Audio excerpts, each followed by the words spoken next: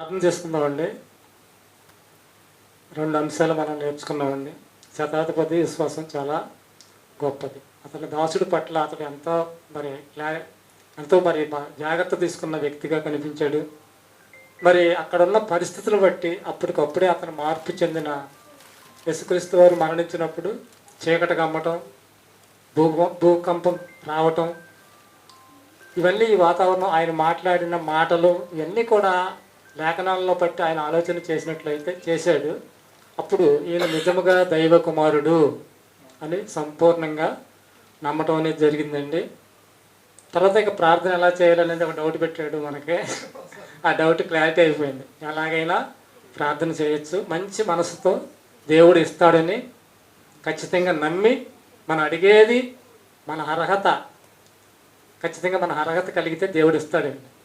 మనకు ఏదో కావాలంటే అది ఇవ్వలేదంటే దేవుడిని మనం నిందించడానికి అవకాశం లేదు. మనకి ఏది అవసరమో అదే మనకి దేవుడు ఇస్తాడని నేర్చుకున్నాము.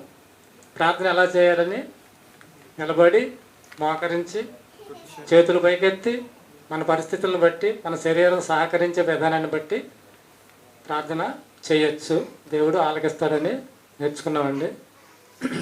నిన్నటి రాత్రి మనం ఒక యేసుక్రీస్తు గురించి ఒక సినిమా చూసాం కదండి. అందులో చాలా విషయాలు మనం చూసామండి. యేసును సిలువలో వేస్తుండగా, సిలువ వేసిన తర్వాత కూడా యేసు ప్రభువుకు దగ్గరగా యోహాను గారును ఎక్కువ, మరియమ్మ గారు కూడా ఎక్కువగా మనకు కనిపిస్తూ ఉన్నారండి. ఒకప్పుడు దయాపాప్తురాలా నీకు శుభమగును గాక, స్త్రీలలో నువ్వు ఆశీర్వదించబడిన దానివని దేవదూత మాట్లాడటం జరిగింది. ఎవరిని? మరియమ్మ గారిని. దయాప్రాప్తురాలా, స్త్రీలలో నీవు ఆశీర్వదించబడిన దానువు. ఏం ఆశీర్వాదం పొందిందండి భూమి మీద ఆవిడ? యేసుక్రీస్తు వారు గర్భాన పడిన కానించి కూడా ఆవిడికి నిందలు, కష్టాలు, అవమానాలు ఎన్నో ఎదురైనాయి. కానీ దేవుడు వాగ్దానాన్ని స్వీకరించిందండి. ఒక మంచి పాత్రగా లోకాన్ని రక్షించే ఒక లోకరక్షకుడిని భూమి మీదకి తీసుకురావటానికి ఒక మంచి పాత్రను మరియమ్మ గారు పోషించారండి. నవమాసాలు మోసిన యేసుక్రీస్తు వారిని నిన్న సెలువులో పెట్టిన హింసను చూస్తూ ఉంటే ఏ తల్లి మనసు అయినా సరే తరుక్కుపోద్దండి. తరుక్కుపోయింది ఆవిడకి. ఏమంటే మన బిడ్డకి అటువంటి పరిస్థితి మన కళ్ళ ముందు జరిగితే మనం ఎలా ఉంటాం చెప్పండి. అబ్బా, ఎంత గొప్ప మహా ఇల్లాలండి ఆవిడ. అందుకని యేసుక్రీస్తు వారు చనిపోతూ, అమ్మా ఇదిగో నీ కుమారుడు, చచ్చిపోవద్దు, ఇదిగో నీ కుమారుడు అని యోహాను గారిని ఆదరణ. ఇంట్లో పరిస్థితులు బాగోలా, ఎవరు రాలా ఇక్కడికి, సహోదరులు కానీ తండ్రి కానీ. యేసుప్రభువుని సిలువేస్తుంటే వాళ్ళు అక్కడ కనిపించలే. తర్వాత నమ్ముతారనుకోండి. ఆ పరిస్థితులను బట్టి యోహాను గారికి తన తల్లి బాధ్యత అప్పగించినట్లు కూడా మనం చూసామండి.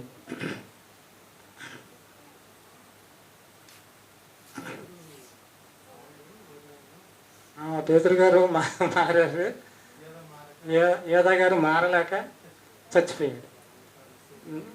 ఇంకొక విషయం నేను చెప్పాలనుకున్నాను, ఒకే ఒక్క మాట. అది నిశ్చయముగా నీవు నేడు నీవు పరదేశంలో ఉందువు అని దొంగతో మాట్లాడిన మాట అండి. ఇది బైబిల్ చరిత్రలో ఒక అద్భుతమైన సన్నివేశం అండి. అద్భుతమైన సన్నివేశం. అప్పటి వరకు యేసుక్రీస్తు వారి గురించి ఆయనకు తెలియదు అసలు. ఇనుండొచ్చు, యేసుక్రీస్తు వారి గురించి ఇనుండొచ్చు. అక్కడ చూసి ఆ పరిస్థితుల్లో మరి ఒక దొంగ అయితే నిందించాడు, ఇతనైతే ఏమడిగాడండి యేసుక్రీస్తు వారిని? అసలు వీళ్ళిద్దరు ఏం మాట్లాడుకుంటున్నారు? 2-3 గంటలు ఇద్దరు చనిపోతారు. చనిపోయేటానికి సిద్ధపడిన ఆ సమయంలో పరదేశం అని ఈయన అడుగుతున్నాడు, నిశ్చయముగా నువ్వు అక్కడ ఉంటావని ఆయన చెప్తున్నాడు. అసలు అక్కడ కింద ఉన్న వాళ్ళు అసలు ఏంటి ఎలా మాట్లాడుకుంటావు అనుకునే ఆశ్చర్యమైన సందర్భం అది. అంత మార్పు చెందటానికి కొంతమంది విషయాలు ఇలాగే జరుగుతుందండి. హృదయాన్ని చూశాడండి, దేవుడికి ప్రార్థన చేశాడు, అక్కడ ఒప్పుకున్నాడు దైవకుమారుడని, పశ్చాత్తాపం చెందాడు.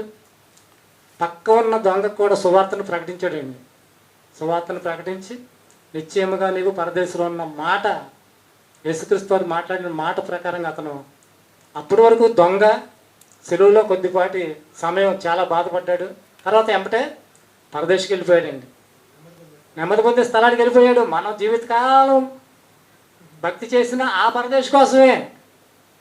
అర్థమవుతుందండి? మనం ఎంత భక్తి చేసినా పరదేశ్ కోసమే కదా. తర్వాత పరలోకం.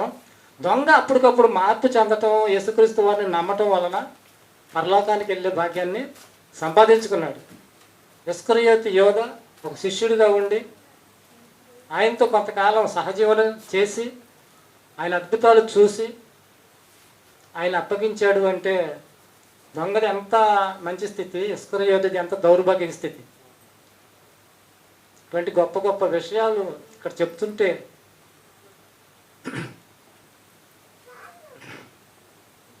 ఇటువంటి విషయాలు నిజమైన క్రైస్తవులు మాత్రమే చెప్తారండి. నిజమైన క్రైస్తవుడు ఆత్మలో నిలబెట్టడానికి వాళ్ళకి అవసరమైన ప్రతి మాట కూడా బైబిల్లోంచి వెలికి తీసి కష్టపడి వాళ్ళకి బోధిస్తూ ఉంటాడండి. ఆశీర్వాదాలు చూపించేవాడు దొంగండి. మీకు చర్చికి రండి, ఆశీర్వాదాలు ఇస్తాము, మీకు అలా జరుగుద్ది ఎలా జరుగుద్ది అని చెప్పే మాటలు దొంగ బోధకుల మాటలు. దాన్ని గమనించవలసిన బాధ్యత ఎవరిదే? మనదేనండి. ఆ బాధ్యత మనదే. క్రైస్తవుల్లో దొంగలు పడ్డారు, క్రైస్తవ లోకంలో దొంగలు పడ్డారు. ఎవరో బయట నుంచి వచ్చిన వాళ్ళు కాదు, వాళ్ళు యేసుక్రీస్తునే ప్రకటిస్తూ ఉంటారు. కానీ బ్రతకటానికి బైబిల్ పట్టుకున్న వాళ్ళు. అవును, ఆయనకి ఎంప్లాయ్ అండి, చక్కని ఉద్యోగం అండి, భార్య పిల్లలతో ఎంజాయ్గా జరగచ్చు. దేవుడు తెలుసుకోకపోతే అంతే కదా. తెలుసుకోబట్టి ఈ ప్రయాసం. మనందరూ మీరు అందరూ రండి, 3 రోజులు రండి, పొద్దున రండి, సాయంత్రం రండి అంటే ఆయన అసలు ఎంత చేయగలుగుతున్నాడు ఆలోచించాలి కదా. మనందరం ఎన్నోసార్లు చెప్తున్నాం, ప్రతి ప్రార్థనకి రావాలి రావాలి రావాలి. అయిన దానికి కాని దానికి ప్రార్థన మానేసి ఎక్కడికి వెళ్ళిపోయి లోకంలో ఆనందాన్ని ఎత్తుక్కుంటే సిలువలో దేవా నా దేవా ఎందుకు నా చేయి విడిచి తిని అన్నారండి యేసుప్రభు వారు. ఆయన చేయ విడవకపోతే మనకు రక్షణ లేదు. యేసుప్రభు వారు చేయ దేవుడు విడవకపోతే మనకు రక్షణ లేదు. కానీ మన చెయ్య ఆయన విడవకుండా మనం చూసుకోవాలి. మన చేయగానే దేవుడు విడిచాడు అనుకోండి, మనం నరకానికి వెళ్ళిపోతాం.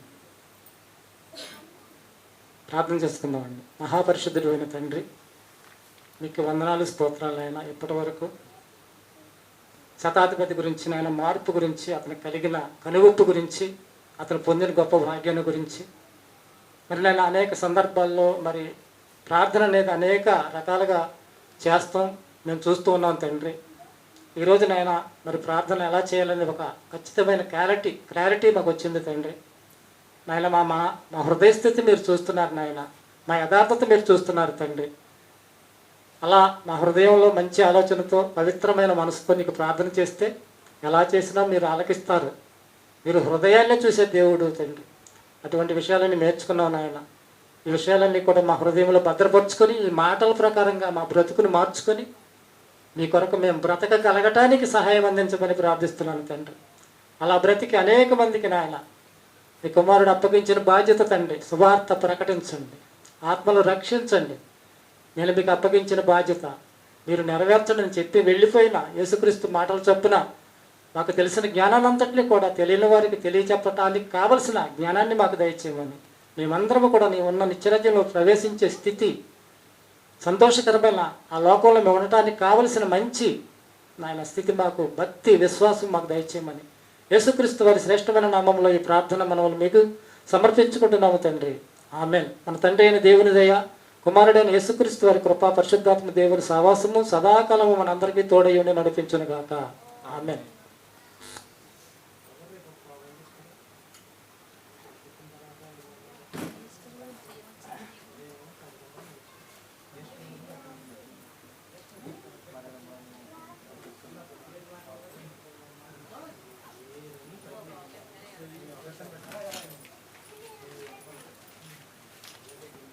ఏమి తీయొద్దని అక్కడే అక్కడ వదిలేదు.